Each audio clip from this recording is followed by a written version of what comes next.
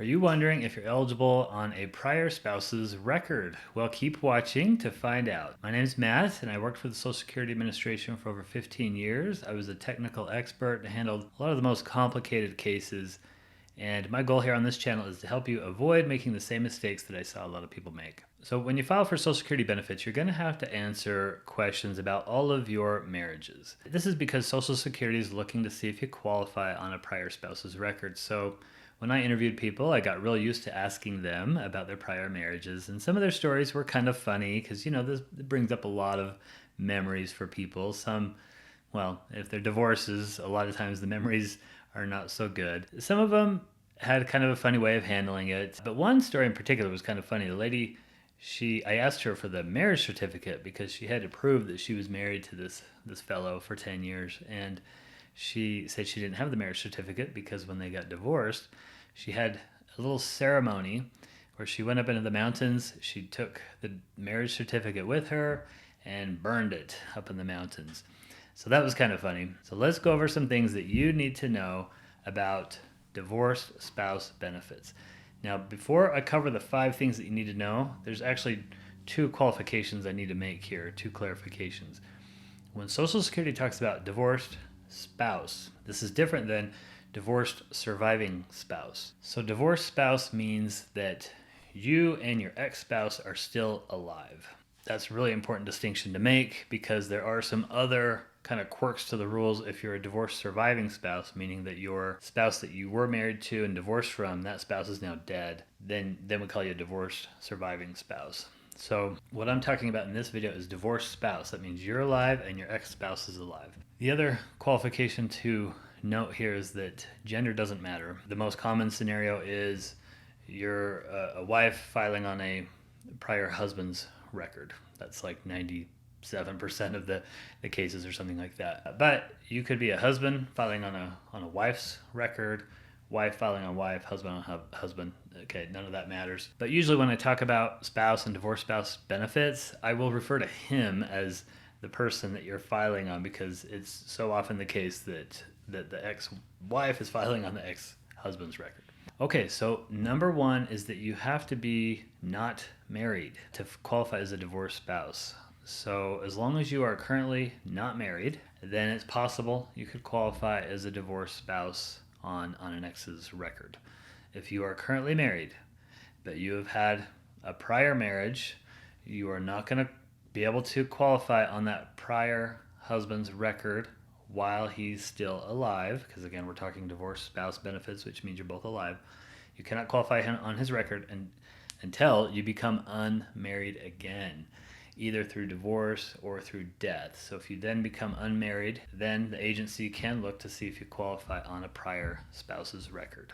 Okay, number 2, you must have been married to that prior spouse for at least 10 years. And when the agency says 10 years, they literally mean 10 years to the day. I once had somebody who had been married for 9 years, 11 months, and 30 days. She literally got divorced like a day or 2 before she qualified, which was kind of crazy. She was kind of disappointed in that. So if you are in a bad marriage and you're 9 years and 11 months, just get that court date out beyond the 10-year mark, so at least you could qualify if it came into play. Now, a couple things on the 10-year rules. So first thing is some people will marry a guy, get divorced, remarry the same person, right? So they have 2 marriages to the same person. You could still qualify as long as the total amount came to 10 years and the gap in between wasn't more than 2 calendar years. Kind of a crazy rule. So the idea here is if you get divorced in 2019, for example, and you get remarried to that same person in 2020, then you're okay. But if you get remarried in 2021, you're not okay. Even if, the divorce was in January 2019 and the remarriage was in December of 2020, then that's okay. The agency can still link those together. If the gap is more than the 2-year period there, then one of those marriages is going to have to be longer than 10 years for you to qualify on that guy's record. Okay.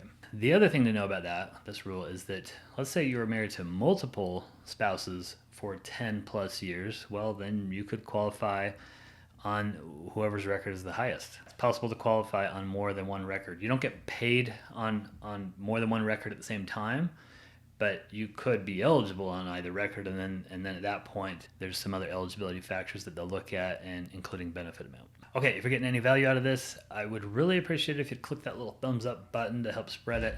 If you want more videos, click subscribe, and if you want to be notified on your phone, click the little bell next to the subscribe. Any support, I really do appreciate. Thank you so much. I really do appreciate that. Okay, number 3, you both have to be 62 for you to qualify as a divorced spouse. Typically, the guy is older than the woman. He's already 62. She turns 62. She's ready to file. Then it's fine. It's not that's the most common scenario. But let's say you're the woman and you are older, then you're going to have to wait until he turns 62 before you can file. So you might be able to file on your own record at 62, and then you're going to have to wait until he turns 62 to get any additional benefits on his record if you're eligible for it. One other qualification on that rule is that if he hasn't actually signed up for his benefit, so he hasn't filed for his Social Security benefit, it's okay for you to still file once he reaches age 62. You can still file on his record, but you have to have been divorced at least 2 years. If he has signed up for Social Security and you go to sign up on his record as a divorced spouse, then the agency doesn't care how long you've been divorced for. He's already signed up, so you can sign up on his record. If he hasn't signed up for Social Security, then the agency says you have to be divorced at least 2 years. Okay, the 4th requirement is your primary insurance amount has to be less than half of his primary insurance amount. What you need to understand is what primary insurance amount is, first of all.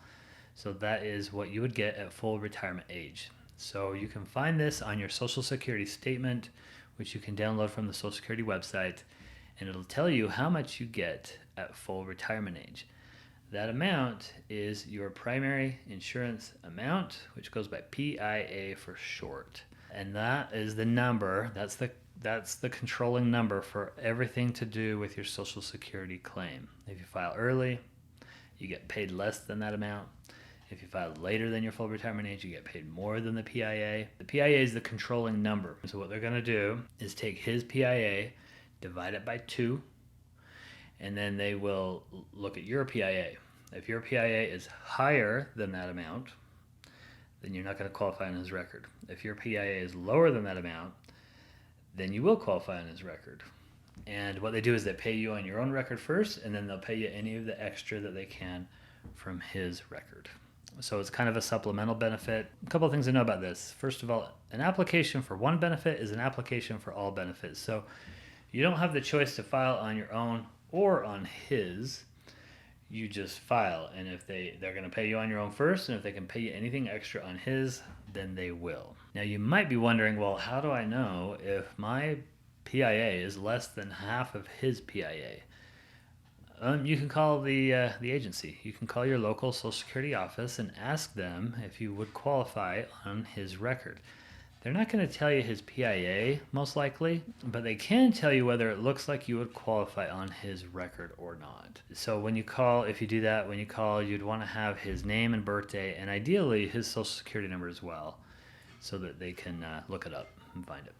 Okay, the 5th thing that you have to do to qualify as a divorced spouse, or the 5th requirement here, is that you have to prove that you were married for 10 years. What this means is that you're going to need a marriage certificate and a divorce decree. So a couple of things to know about this, because if you're like the lady that I mentioned at the first of this video, maybe you burned your marriage certificate or you never wanted to see it again. You can get that from the vital records. So marriage certificates are found in each state. They do it a little differently. Some states kind of centralize it. Some do it through just the county. It seems like most of them do it through the county that you got married in. So you have to contact them and get a certified copy. Certified copy means they have that stamp or the seal on there. And then for a divorce decree, you're going to need to contact the courthouse where you got divorced. So divorces are done by judges, so it goes through a district court. What you need, again, is a certified copy. This is, for some reason, when people get divorced, oftentimes the court won't give you an actual certified copy. They just give you a photocopy. Maybe they send it to the attorney and the attorney sends you a photocopy or something like that. it needs to be certified, which means it has to have a color stamp or a seal or an original signature or something like that on there from the court. So if you have like an old dusty divorce decree that you've been saving for years, pull that out. If it doesn't have an original stamp or signature or certification on there, you're going to need to request a new one. And then you'll need to show Social Security the marriage certificate and the divorce decree to prove that you were married for the 10-year duration. At least 10 years. Again, it could be much longer, but it has to be at least 10 years. Okay, hope you got something out of this. Thank you so much for watching. Please post your questions in the comments. It helps me know if I'm touching on the things that you need me to or not. Helps me know if you're understanding what I'm talking about. And it helps me for future ideas for videos. So please feel free to post some comments on there. One thing I'd be curious about is, have you had any rituals where you've burned the marriage certificate or had some sort of divorce celebration or something like that? Thank you so much. I am working on a program to help people get through the Social Security process a little easier with more accurate information. So stay tuned for that. Thank you for watching. We'll see you next time.